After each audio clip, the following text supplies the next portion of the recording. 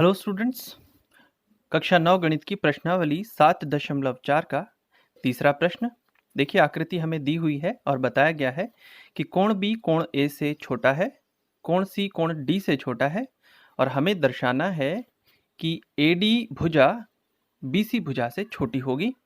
तो इसे किस तरह से हल करते हैं, पहले एक आकृति बना लेते हैं। देखिए प्रश्न 3 में दिया है कोण बी कोण ए से छोटा है, ये रहा कोण बी, ये वाला कोण कोण ए यानी इस कोण से छोटा है। साथ ही दिया है कोण सी कोण डी से छोटा है, कोण सी यहाँ है, ये रहा कोण सी जो कि कोण डी से छोटा है, यहाँ पर है कोण डी। देखिए अभी हमने इससे पहले एक प्रमेय पढ़ी है कि छोटे कोण की सम्मुख भुजा छोटी होती है और बड़े कोण की सम्मुख भुजा बड़ी होती है किसी त्रिभुज के लिए। तो देखिए इसका मतलब बन के आता है कि कोण बी के सम्मुख भुजा भी कोण ए के सम्मुख भुजा से छोटी अवश्य होगी। कोण बी के सम्मुख भुजा देखें ए ओ, तो हम लिख सकते हैं ए ओ छोटा होगा कोण ए के सम्मुख भुजा देखिए ओ बी। तो ये हमने इस संबंध की मदद से पता किया। ठीक इसी तरह से कोण सी के सम्मुख भुजा देखें ओ डी, जो कि छोटी होगी डी कोण के सम्मुख भुजा से। डी कोण कहाँ है, ये रहा ओ सी, इसके सम्मुख भुजा है ओ सी। देखिए इसे हम कहते हैं समीकरण असमिका 1 और इसे कहते हैं असमिका 2। हम इन दोनों को जोड़ लेते हैं, 1 धन 2, इन दोनों असमिकाओं को जोड़ने पर क्या मिलता है देखें, ए ओ धन ओ डी, ए ओ धन ओ डी, छोटे का चिन्ह इसी तरह से रहेगा, बी ओ धन ओ सी, बी ओ धन ओ सी। अब देखिए चित्र में देखें, अब ए ओ धन ओ डी क्या है, ए ओ धन ओ डी यानी कि ये बनता है ए डी। और बी ओ धन ओ सी देखें, बी ओ धन ओ सी ये बनता है बी सी। देखिए यही कथन हमें सिद्ध करना था, ए डी बी सी से छोटा है और ये प्राप्त हो गया है, ये सिद्ध हुआ। प्रश्न 4, इसमें हमें एक चतुर्भुज ABCD दिया हुआ है और हमें बताया गया है कि AB और CD क्रमशः एक चतुर्भुज ABCD की सबसे छोटी और सबसे बड़ी भुजाएं हैं, यानी AB सबसे छोटी भुजा है और CD सबसे बड़ी भुजा है। चित्र हमें दिया हुआ है, दर्शाना है कि कोण A कोण C से बड़ा होगा और कोण B कोण D से बड़ा होगा। तो इसके लिए हम फिर से एक चित्र बना लेते हैं, हल कर लेते हैं प्रश्न 4।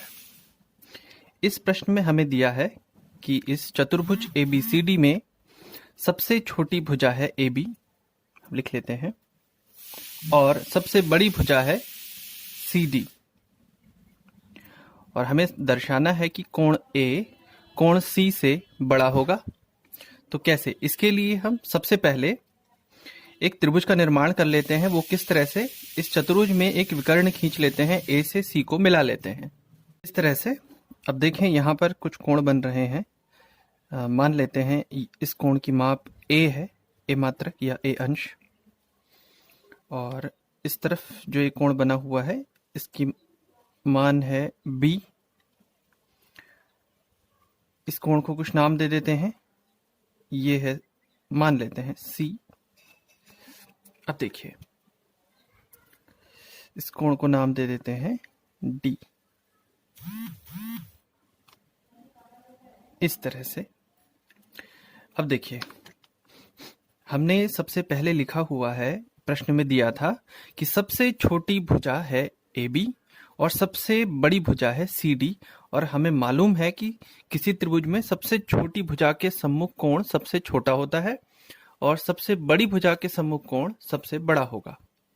तो इस वजह से हम कह सकते हैं, देखिए इस त्रिभुज को देखें, BC AB से बड़ा होगा, ये रहा BC भुजा AB से बड़ी होगी।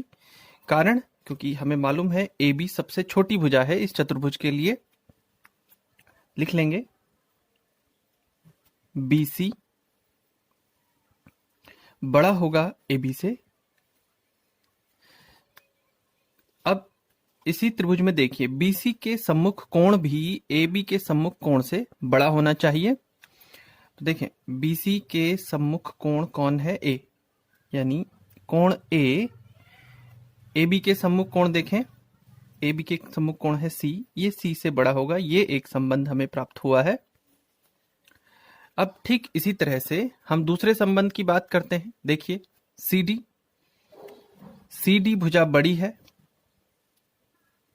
CD सबसे बड़ी भुजा है, इसीलिए CD AD से अवश्य बड़ी होगी।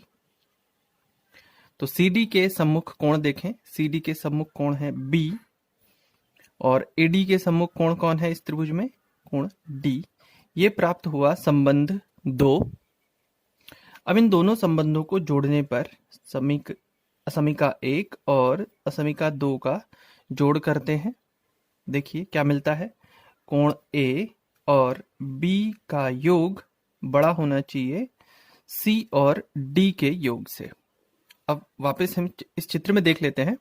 A और B का योग क्या है? A और B का योग तो कोण A को व्यक्त कर रहा है, यानी कि ये हुआ कोण A। C और D का योग क्या हुआ? C और D का योग कोण C को व्यक्त करता है, इसलिए हम कहेंगे कोण A कोण C से बड़ा है। और यही हम सिद्ध कर रहे थे। इस प्रश्न का पहला भाग यही है।